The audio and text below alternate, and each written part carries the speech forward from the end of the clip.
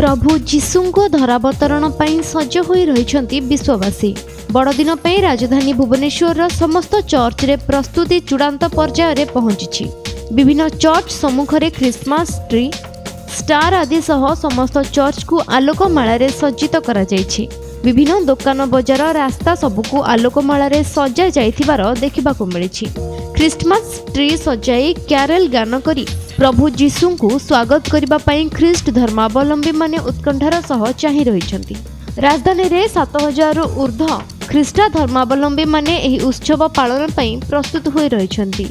विभिन्न चर्च को 4 रु 5 लाख श्रद्धालु आसिबा नै सुरक्षा व्यवस्था को मध्य कड़ाकड़ी करा जायछि।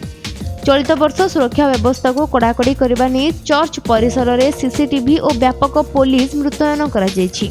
मध्यरात्रिर प्रारंभ रे प्रभु जीशुଙ୍କ धरावतरण अवसर रे हजार हजार श्रद्धालुଙ୍କ भिड़ देखिबाकू मिलिबो। राजधानीर सबु चर्च रे सेठारे सेमाने क्यारेल गान करी परस्पर को शुभेच्छा जणाइबा सह समूह प्रार्थना गान करी जीशुଙ୍କୁ स्वागत करबा पई निज निजर प्रस्तुति शेष करिसंती। Bureau report Konark news.